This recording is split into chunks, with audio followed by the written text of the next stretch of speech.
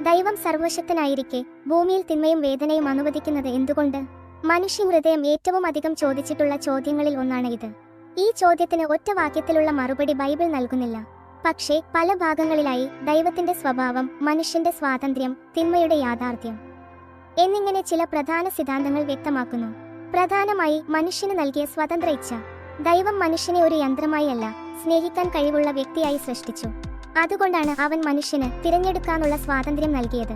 നന്മയും തിന്മയും ഞാൻ നിന്റെ മുമ്പിൽ വെച്ചിരിക്കുന്നു, നീ ജീവൻ തിരഞ്ഞെടുക്കുക. ദൈവം ബലമായി മനുഷ്യനെ നിയന്ത്രിച്ചിരുന്നെങ്കിൽ സ്നേഹം യഥാർത്ഥമാകില്ല. എന്നാൽ തിന്മകൾ മനുഷ്യരുടെ തെറ്റായ തീരുമാനങ്ങളുടെ ഫലമാണ്.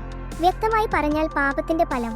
വചനം പറയുന്നത് പോലെ ആദാമിന്റെയും ഹവ്വയുടെയും പാപം മൂലം ലോകത്തിലേക്ക് തിന്മയും വേദനയും പ്രവേശിച്ചു. ഒരു മനുഷ്യൻ മൂലം പാപം ലോകത്തിലേക്കും, പാപം മൂലം മരണവും. ഇത് ദൈവത്തിന്റെ ഇച്ഛയല്ല, മറിച്ച് പാപത്തിന്റെ ഫലമാണ്. എന്നിരുന്നാലും പരീക്ഷകളും കഷ്ടതകളും മനുഷ്യനെ വളർത്തുന്നു. ദൈവം ചിലപ്പോൾ കഷ്ടതകൾ മനുഷ്യന്റെ ആത്മീയ വളർച്ചയ്ക്കായി ഉപയോഗിക്കുന്നു. പരീക്ഷകൾ സ്ഥിരത ഉളവാക്കുന്നു. വേദനകൾ പലപ്പോഴും അഹങ്കാരം നശിക്കാൻ, സഹാനുഭൂതി ഉണ്ടാകുവാൻ, വിശ്വാസത്തിൽ ആഴപ്പെടാൻ, ദൈവത്തിൽ കൂടുതൽ ആശ്രയിക്കാൻ നമ്മെ സഹായിക്കുന്നു. വേദനകൾ നമ്മുടെ കർമ്മഫലമാണെങ്കിലും അത് എപ്പോഴും ശിക്ഷയല്ല, ചിലപ്പോൾ അത് രൂപീകരണമാണ്. എല്ലാ തിന്മകൾക്കും പിന്നിലെ യഥാർത്ഥ കാരണം മനുഷ്യനെ ഇപ്പോൾ ഗ്രഹിക്കാനാവില്ല. അതുപോലെ ദൈവത്തിന്റെ പദ്ധതികൾ മനുഷ്യന് പൂർണ്ണമായി മനസ്സിലാകില്ല. എന്റെ ചിന്തകൾ നിങ്ങളുടെ ചിന്തകളല്ല. ഇയ്യോബ് എന്ന വ്യക്തിയുടെ ജീവിതം ഇതിന് ശക്തമായ ഉദാഹരണമാണ്. അവൻ എന്തുകൊണ്ട് എന്ന ചോദ്യത്തിന് പൂർണ്ണ മറുപടി കിട്ടിയില്ല, പക്ഷേ ദൈവത്തിന്റെ സാന്നിധ്യം ലഭിച്ചു. ബൈബിൾ വ്യക്തമായി പറയുന്നു, ദൈവം തിന്മയിൽ സന്തോഷിക്കുന്നില്ല. പാപത്തിന്റെ ഉറവിടവും അവനല്ല. ദൈവം തിന്മ കൊണ്ട് പരീക്ഷിക്കപ്പെടുന്നില്ല, അവൻ ആരെയും തിന്മ കൊണ്ട് പരീക്ഷിക്കുന്നുമില്ല. മനുഷ്യന് സ്വാതന്ത്ര്യം നൽകിയതിനാൽ തിന്മ സംഭവിക്കുന്നു. എങ്കിലും തിന്മയെയും വേദനയെയും ദൈവത്തിന് നന്മയ്ക്കായി മാറ്റാൻ കഴിയും.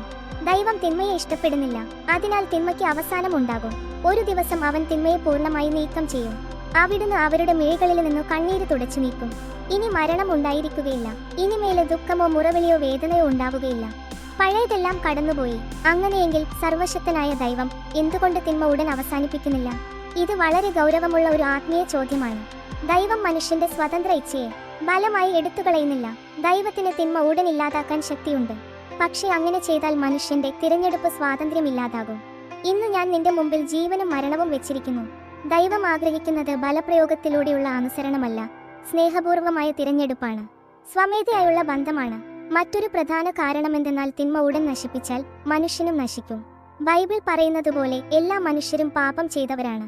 എല്ലാവരും പാപം ചെയ്തു. ദൈവം തിന്മയെ പെട്ടെന്ന് ഇല്ലാതാക്കിയാൽ മനുഷ്യരെയും ഇല്ലാതാക്കേണ്ടി വരും. ദൈവം പാപത്തെ പൂർണ്ണമായും നശിപ്പിക്കുമ്പോൾ മനുഷ്യനും വിധിക്കപ്പെടേണ്ടി വരും.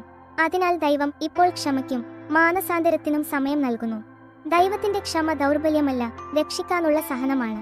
ദൈവം തിന്മയെ നന്മയ്ക്കായി തിരിക്കുന്നു. ദൈവം തിന്മയ്ക്ക് അനുമതി കൊടുക്കുന്നു, പക്ഷേ അതിലൂടെ നന്മ ഉണ്ടാക്കാൻ ദൈവത്തിന് കഴിയും. യേശുവിന്റെ ക്രൂശുവധം ഇതിന്റെ ഏറ്റവും വലിയ ഉദാഹരണമാണ്.